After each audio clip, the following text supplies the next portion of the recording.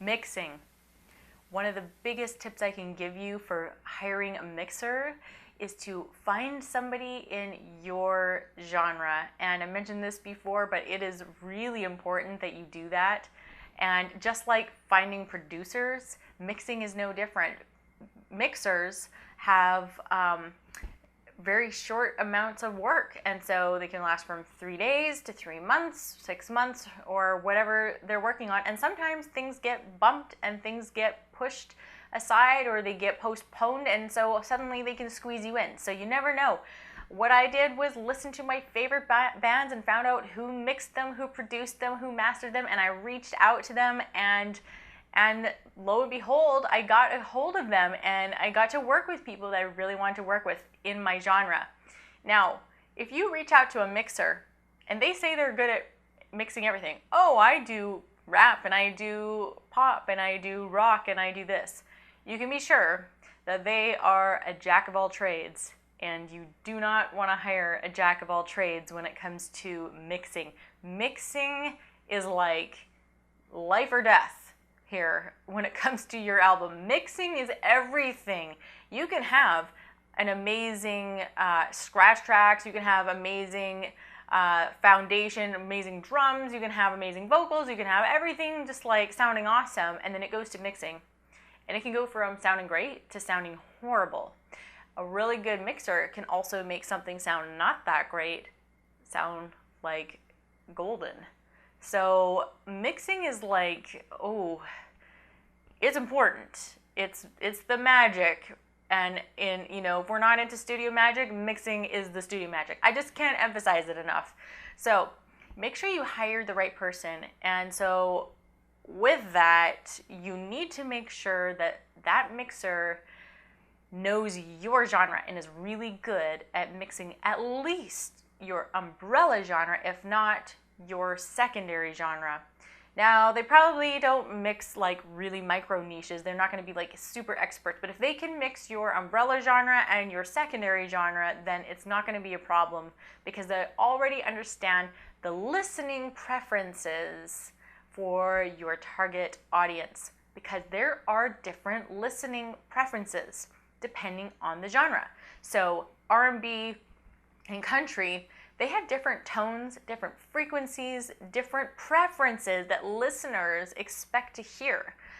In rap, the listeners are used to hearing a certain tone in the bass. They want to hear that, they expect it, and you can't expect a rock guy to do that. A rock mixer understands rock audiences, and he probably is a big fan of rock himself. So you don't want to mix those two things. So if you come across a jack of all trades who says he's going to mix your music, he's probably mediocre at many things and not amazing at any one thing. So I wouldn't recommend that. Go with somebody who knows your music and knows your genre and is a fan of your genre, and that you listen to everything he's done, or a lot of it, and that you like it. And that's my tip for mixing. Mastering. Okay, so mastering, I don't even know exactly what they do, but I know that it makes a huge difference. And when you get your CD back first from mixing, you're like, holy cow, this sounds amazing. It couldn't get much better than this. And then you send it off to mastering and you're like, wow, this sounds killer on my car stereo. I don't know what they do. I know it's something to do with frequencies and EQs, and it's some kind of wizardry as far as I'm concerned, but I know that it works, and I know that you need it, and I know that whoever you hire for mixing is going to know the right person to master your music, because they've got the contacts already. And master guys, they're kind of like underground or something. I don't know. You never really meet too many people who are like, what do you do for a living? Oh, I master music. Like, where are these guys? I don't know. They're like in basements somewhere. But anyways, your mixing guy is very likely to know the right person to master your music. They send their client songs to masterers every single day. So, and they're going to know this guy is great for this sound, this guy is great for that sound. I know the right guy to mix your or to master your project. The other thing that mastering guys do is level all your song volumes. So when we're in the studio and we have songs all over the map, there's like a song at a 10 and a song at a 2, and they're just at different levels, and because we have dynamics going on. And what they do is kind of even it out so that when you flip from one song to the next, it's not like, wah, like in your face loud, and then like you're cranking it up on the next song. So that's one thing they do, which is really important, I think, and it really will separate you from everybody else who just like hire somebody really cheap and crappy and their songs are all over the map. We're not going to do that. We're going to hire somebody really professional that our mixer knows and that they come highly recommended, and it will really separate you. You're the cream of the crop. CD art. If you are going to produce a physical album or even just do a digital release, you need cover art.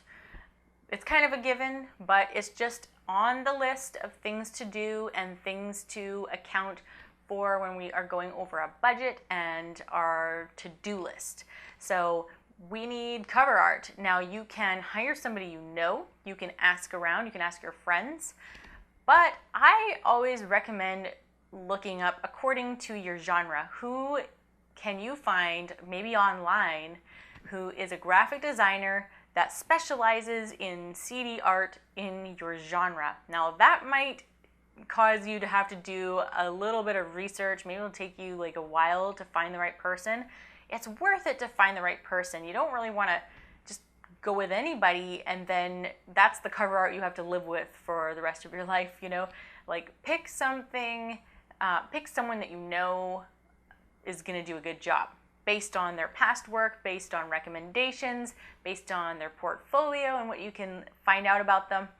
And you can always go to somewhere like Fiverr.com or Upwork or Elance, one of those type of freelancing type of websites, and take a look at people's portfolios there. So lots of options for you.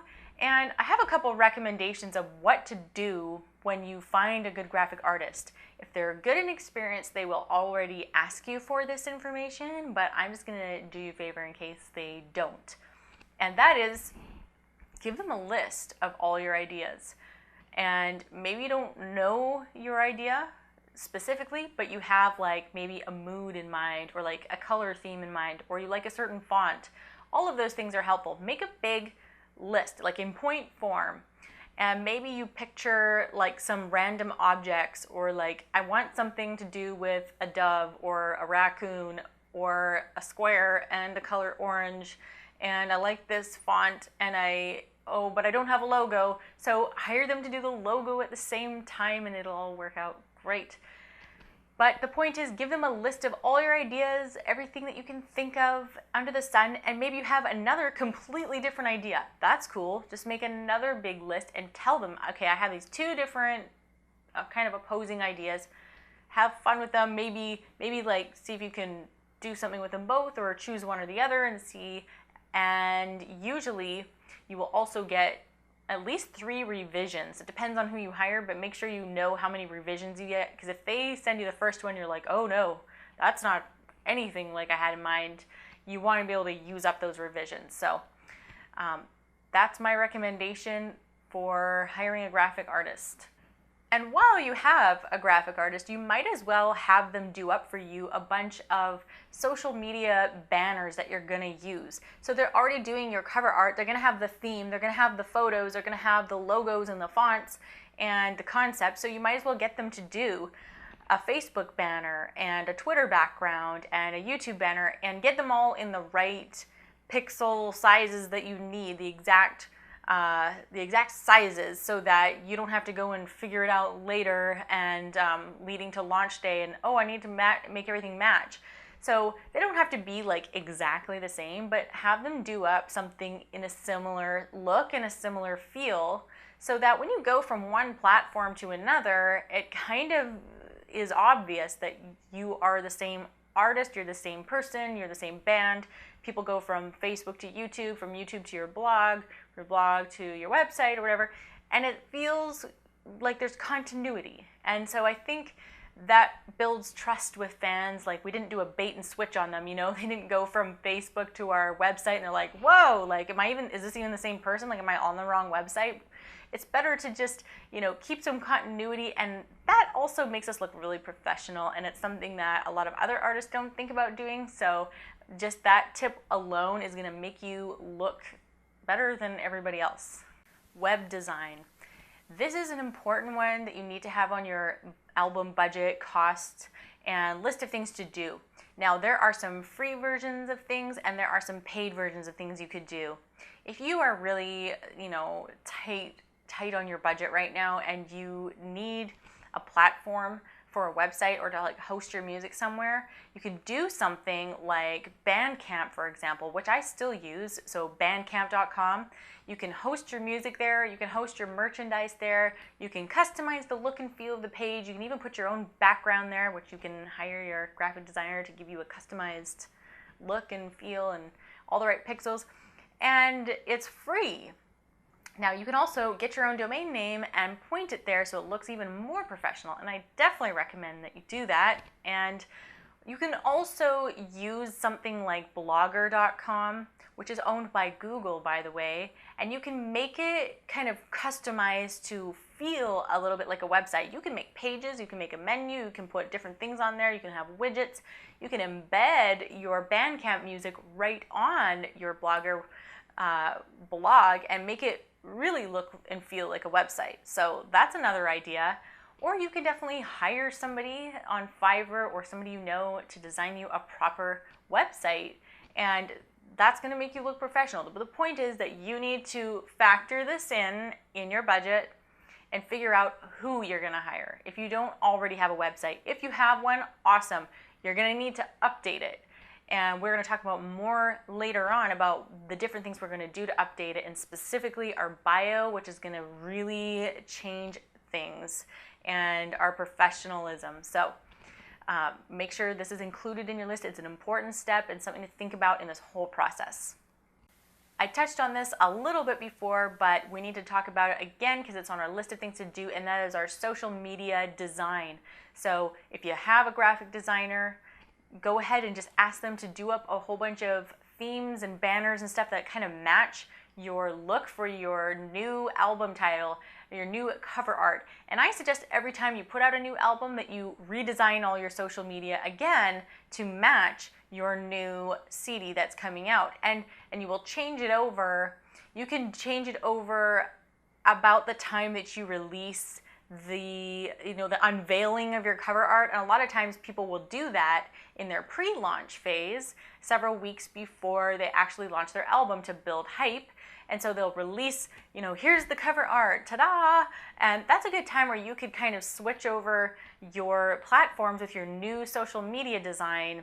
And you can even have, like, if you had a Facebook banner, you could put, coming soon with your CD art, and they've got the link where maybe they could go pre-order it. So that's something to keep in mind, and it's a good thing to write down on your list of things to do. Merchandise. Well, depending on your situation, merchandise like physical CDs, t-shirts, posters, they may or may not be possible for you right away. And that's totally fine. Don't feel bad if you're like, I can't afford t-shirts right now. I couldn't either. It took me a while. And what I'd suggest doing, if you are really just on a tight budget right now, don't worry about physical CDs and t-shirts. Just work on your digital product, and you're going to launch this, and it's going to be so successful that you're going to save your money that you make from your incoming royalties and pre-sales and sales, and you're going to roll that into physical merchandise when it's a good time. So no need to worry about that, and we're all at different levels. Now, if you are in a position where you're ready to look at getting merchandise, then you need to make sure that you include that in your budget. This can be quite a costly thing. So if you have other bandmates, fantastic. Hopefully they can contribute to this, because the way it works is the smaller amounts that we order, the more expensive the item is for each individual item. So if it's like 100 t-shirts that you're buying, because that's all you can afford, it's actually going to be more expensive per item. So it might be like, I don't know what, $10 a shirt or something. That's pretty expensive. Versus if you could buy 500, then the cost might go down to like $4 a shirt or something like that. It depends on the company. And so, but 500 shirts is a much larger investment up front. So, take it easy. And I mean, I totally understand. Just get what you can afford at first. And as you start to sell those things, and, make sure that you can have some cool options like bundles, like a CD and a t-shirt. A lot of people like to buy, a bundle together and feel like they're getting a little bit of a better deal. So put those things together, write that down. You're gonna have to do a little research, ask people ask people in your networks, who did you use, what did you like about that company, what did you not like about that company, and reach out to them and write it all down and do a comparison chart on who has the best deals, and then make the commitment and just go for it. And then make sure you have them all stocked in time before your album release. Currency conversions. Now that might sound like a weird thing to include on an album budget, but it's something I didn't think about until I was in the middle of this situation. And so the last couple albums I worked on, I did a lot of work with people overseas over the internet. And it just didn't dawn on me how expensive it would be to send funds and pay people, through PayPal and the internet and the currency conversions. So I just want to make sure that you don't forget anything. And if you hired a mixer overseas or someone to help with orchestration or something, and they aren't right in your country, and you're going to have to do some kind of exchange with them, that can really eat into your budget. And I'm not going to say it's not worth it, because for me it really was worth it, and I'd do it again, and I plan on doing it again. But just factor that into your overall album budget, and just don't forget to do those currency conversions that are going to be approximate, and then you're not going to be like shocked and have a heart attack. Advertising. If you have any room in your budget at all, I really highly recommend that you leave a good chunk of change for advertising. And this is going to include everything from press releases to Facebook ads specifically. And we were going to get into that in great detail later on. I can't wait to share that with you. I'm actually really excited. That's like one of my favorite things to talk about is the press releases and the Facebook ads specifically. They are helping me, and this is how we are going to kill it in this industry, in this new music industry. Facebook ads are where it's at, and I'm really pumped about teaching you that. So try to reserve a little bit of a budget. It doesn't have to be like one big lump sum. It's going to probably be a little bit here and a little bit there, and it's going to be a little bit of an ongoing overhead cost. Consider it part of your overhead as a person in a music business, because you are in business for yourself, following your passion and your dreams. So I don't want you to forget about advertising, because it counts and it matters, and it's what's going to help us connect the fans who are already looking for music, and we're going to help them find it. And it's going to just be faster, and there's going to be a lot of rewards. So look forward to teaching you that video soon. Music videos. Okay, well, this is one of those things where it's kind of a big deal to do a music video, and there is a huge range of what you could do with this. You could record a music video as simply as just like a friend with an HD camera. There are artists that, because of their style of music and the genre they're in, they can record themselves on an iPhone and pass it off as a music video, and it does really well. For my kind of music, which is like symphonic metal, it just isn't going to fly to do something like that. My kind of music, it just has to be a big production, and it's very expensive. So if you're like me and you're in one of those genres where it's not going to cut it to spend only $1,000 on a music video, and you would need to do a lot more, and that is just way out of your budget, there's a solution for this. You can do a lyric video. You can hire somebody. I mean, I've even done it myself, and it was like not a fancy lyric video. It wasn't like animated like you see nowadays when people release a lyric video. It's all animated and cool, and you can definitely hire somebody to do that. If you can't afford it, do that. But I've even done like a slideshow with like lame lyrics, and that was okay too. The point is, we want to put our music to video. We want to get it on YouTube or Vimeo or wherever your fans are hanging out. We want our music on video. And so you can even just get into like iMovie or Windows Media Player, and you just upload your songs and put your cover art, make it a static audio track, and upload that to YouTube. And that is going to help people discover you big time. That is how 6 months after I released my very first album and nobody on planet Earth knew who I was, that is how I first got discovered by my fans, was static tracks on YouTube. Nothing special at all. And it got traction. And 6 months later down the road, I was getting interviews and reviews. So don't underestimate the power of just putting your songs on YouTube. If you can't afford a big, music video, then just put your audio tracks up. But the point is, get them up. And if you can, what's even better is like an animated lyric video. You can find people on Fiverr, and there's more and more graphic artists getting into this like video editing type stuff. So you can hire somebody. And if you really do have a budget, or you have like really creative friends, definitely do a music video. You kill so many birds with one stone to do that, and it makes you look professional, and you can really time that thing to launch just a couple weeks before your official release. So it's all part of your pre-launch phase, and we'll talk a lot more about that coming up in the next couple of videos. Okay, I know that was a ton of information, and there's a lot of steps and a lot of things to think out, but the goal here is just to kind of get a little bit of the lay of the land, and to like scope out all the different things that we need to consider when we are planning our next project. It's a lot of things to think about, and there's a lot of moving parts. So I totally get that. It can be overwhelming, but I've created a worksheet for you so you can just kind of go through it at your own pace. And as you start organizing things and finding the pieces of your puzzle, it's all going to come together. And it's kind of weird because it's like, it feels like chaos at some point, and then wham, all of a sudden the project comes together like really fast and all at once. It's kind of crazy, and you just have to kind of trust the process, that you are crossing your T's and dotting your I's, and you're doing everything that I'm teaching you to do, and you're doing it in the right order, and it's all going to come together and fall into place. And just know that sometimes things fall through, or people fall through, and sometimes there might be a few disappointments on the way, but in the end, everything's going to work out exactly how it's supposed to work out. Whoever is meant to be on your recording is going to be on your recording. If something doesn't work out, it's because it wasn't supposed to work out.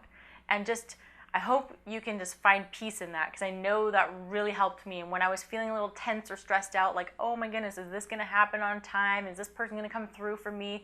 In the end, it always works out. The money works out. The budget works out. The players work out. It always turns out okay.